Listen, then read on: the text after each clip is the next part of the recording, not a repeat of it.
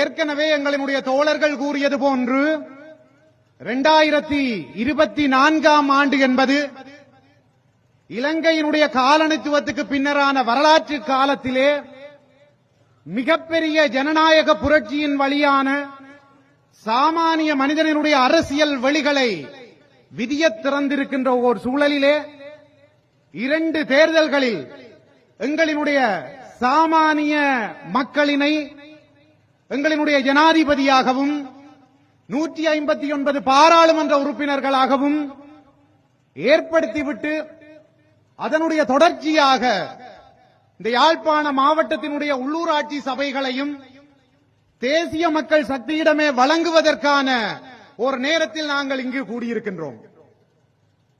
இந்த யாழ்ப்பாண மாவட்டம் என்பது எந்த வகையில் குறைகள் நிறைந்த ஒரு மாவட்டம் என்பது தொடர்பாக நாங்கள் சிந்திக்க வேண்டும். 81ஆம் ஆண்டு கணக்கெடுப்பின்படி பார்ப்போமாக இருந்தால் இலங்கையினுடைய மிகச்சிறந்த செல்வ செழிப்பு மிக்க கொழும்புக்கு அடுத்தபடியான மிக முக்கியமான மாவட்டம் யாழ்ப்பாண மாவட்டம். மீன்பிடியை பொறுத்தவரையிலே 21% ஏற்றுமதிக்கு செல்வாக்கு செலுத்தி இருந்தது எங்களுடைய மாவட்டம்.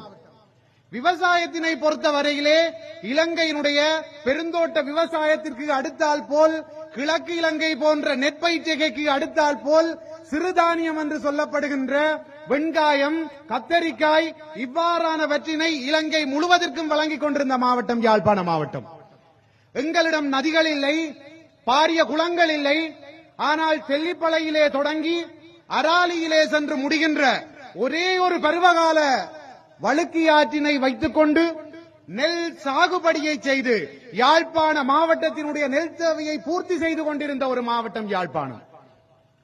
எங்களிடம் சீமந்து தொழிற்சாலை இருந்திருக்கின்றது, இரசாயன தொழிற்சாலை இருந்திருக்கின்றது, ஓட்டு தொழிற்சாலை இருந்திருக்கின்றது, வாளி தொழிற்சாலை இருந்திருக்கின்றது, ஆணி தொழிற்சாலை இருந்திருக்கின்றது.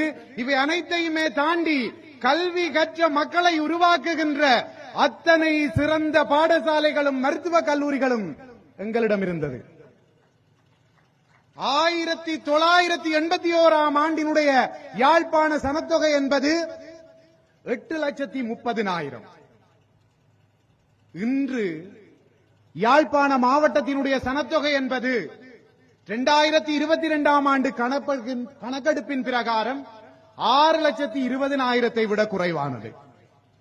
இந்த சந்தர்ப்பத்தில் நாங்கள் சிந்திக்க வேண்டிய விடயம், எங்களுக்கு இருந்த பாராளுமன்ற உறுப்பினர்களின் கடந்த எண்ணிக்கை 10லும் அதிகம்.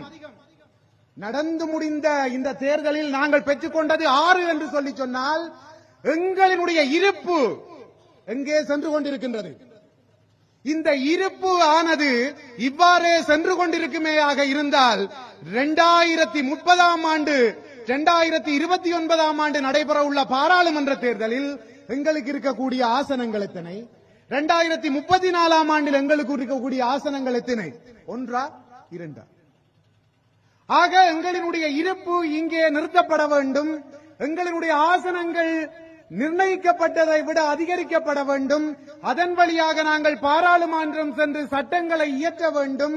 அமைச்சரவையூடாக சட்டங்களை நடைமுறைப்படுத்த வேண்டும் என்றால் எங்களுடைய மக்களினுடைய இருப்பு ஆனது இங்கே நிதர்சனமாக்கவும் உறுதியாக்கப்படவும் வேண்டும். ஆனால் இன்றைக்கு எங்களுடைய இருப்பு எவ்வாறு இருக்கின்றது? எங்களுடைய அன்பான சகோதர சகோதரிகள் அத்தனை பேரும் இலங்கை நாட்டை விட்டு வேறு நாடுகளுக்கு செல்வதையே தங்களினுடைய மிக முக்கியமான ஒரு நோக்காக கொண்டிருக்கின்றார்கள். அவர்களினுடைய பெற்றோர்களும் அதனைத்தான் ஊக்குவிக்கின்றார்கள். ஏனென்றால் அது அவர்களுடைய விருப்பம் அல்ல. இந்த நாடு எங்களுடைய பிரதேசம் எங்களுடைய இளைஞர்களுக்கான யுவதிகளுக்கான இருப்பினை உருவாக்கி கொடுப்பதற்கான பொருளாதாரத்தினை முழுமையாக கொடுக்க தவறி இருக்கின்றது. வெறுமனே அரச உத்தியோகங்களுக்குள் செல்பவர்கள் மட்டும்தான் பொருளாதார ஸ்திரத்தன்மையோடு யாழ்ப்பாணத்தில் வாழ முடியும் என்கின்ற நிலைதான் இற்றை வரை எங்களிடம் இருந்திருக்கின்றது. ஆகவே எங்களுடைய இருப்பு இங்கே இருக்க வேண்டும் என்றால் எங்களுக்கு தேவையானது முதலாவது பொருளாதார ரீதியான அபிவிருத்தியே தவிர வேறொன்றுமல்ல என்பதனை நீங்கள் ஏற்றுக்கொள்கின்றீர்களா இல்லையா?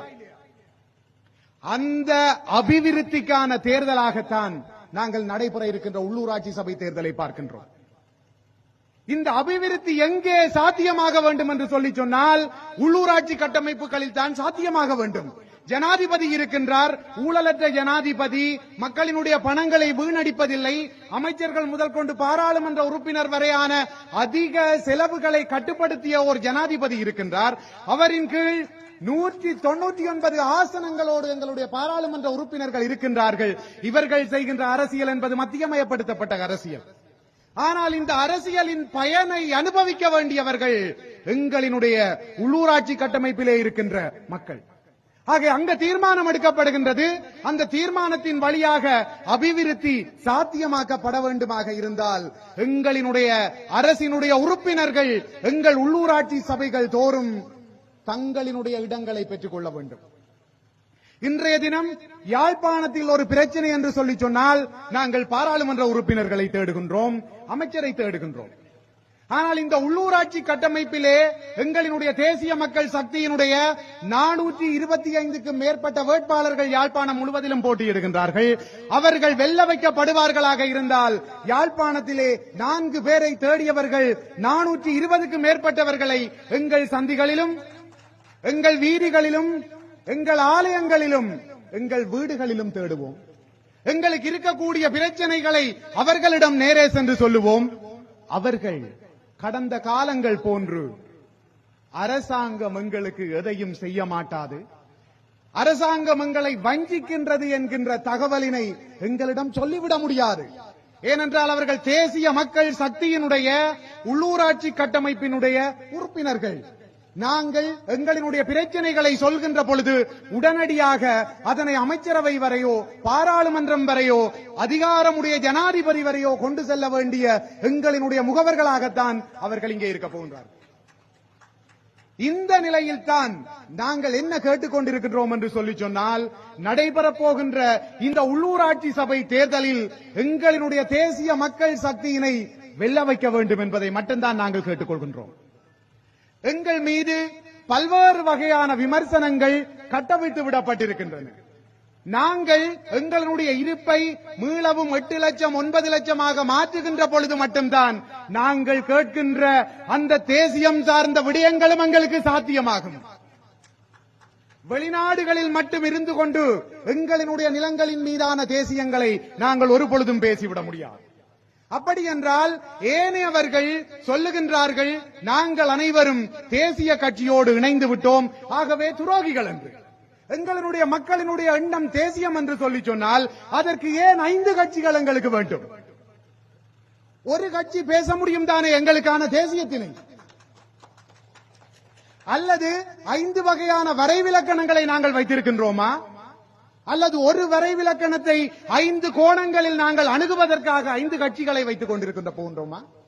அப்படி என்றால் எங்களை எவ்வாறு வேண்டுமென்றாலும் பேக்காட்டி விட முடியும்.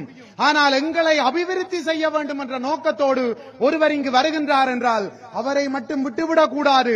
தனிநபரின் மீதான சேறு பூசல்களை செய்ய வேண்டும், கட்சியின் மீதான சேறு பூசல்களை செய்ய வேண்டும். இவற்றினை செய்து இந்த ஜனநாயக வெளியில் எங்களினுடைய தந்தைகள், எங்களினுடைய தாய்கள், எங்களினுடைய சகோதரர்கள், எங்களினுடைய சகோதரிகள் உள்நுழைவதை தடுத்து விட வேண்டும்.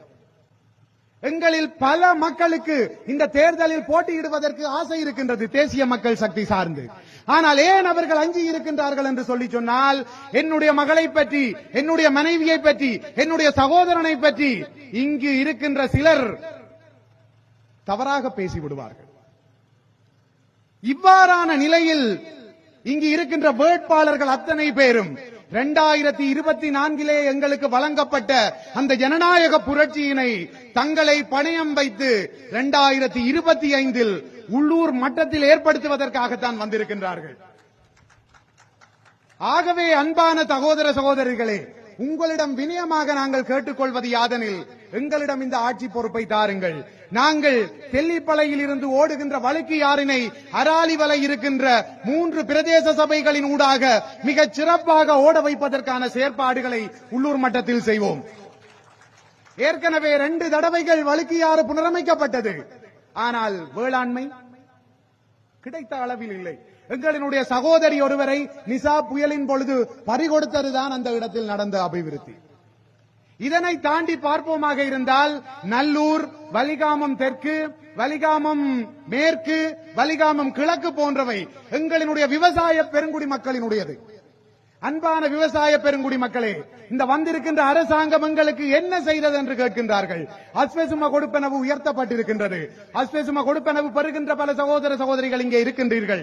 உங்கள் மனங்களில் இருக்கின்ற ஒரே ஒரு கேள்வி, உரியவர்கள் அத்தனை பேருக்கும் அஸ்வசும கிடைத்ததா என்பது. வெகு விரைவில் உங்களுக்கு நல்ல பதில் கிடைக்கும். அத்தனை பேருக்குமான அஸ்வசுமவை தங்களுக்கு பெற்றுத்தர வேண்டியது தேசிய மக்கள் சக்தியினுடைய கடமை. இங்கே இருக்கின்ற எங்களினுடைய தாய் தந்தைகளினுடைய குழந்தைகளுக்கான பாதணிகள் வழங்கப்பட்டிருக்கின்றது. 6000 ரூபாய் கொடுப்பனவு கொடுக்கப்பட்டிருக்கின்றது. எங்களினுடைய இளைஞர்கள் போதைக்குள் அடிமையாகி கிடக்கின்றார்கள் என்கின்ற அந்த நிலையை மாற்றுவதற்கான திட்டங்கள் எங்களிடம் இருக்கின்றது. எங்களினுடைய இளைஞர்களை பேசி பயனில்லை. அவர்கள் நல்லவர்கள்.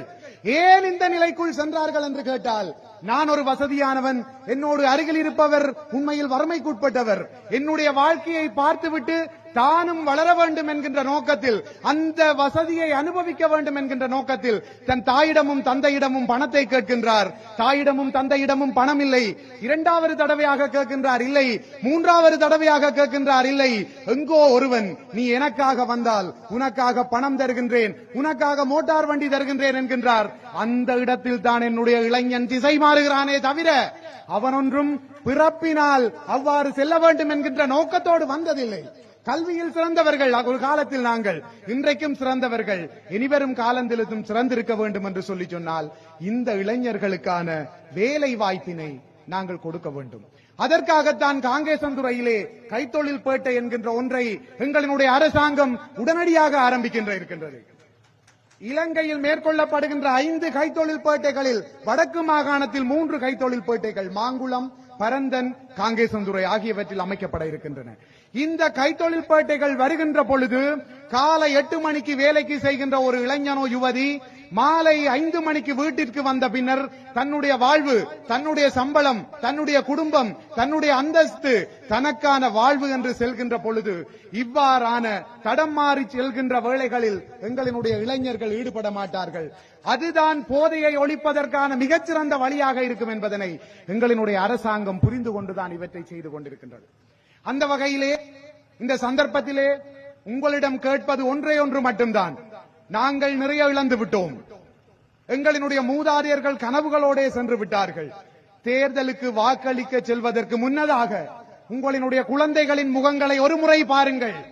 இலங்கையினுடைய எதிர்காலம் அவர்களுக்காவது சுதந்திரமான, பொருளாதார அடித்தடமுடைய, சமூக நீதியுடைய, சூழல் நேயமுடைய ஒன்றாக கையளிக்கப்பட வேண்டும் என்கின்ற எண்ணத்துடன் சென்று திசை காட்டிக்கு வாக்களியுங்கள்.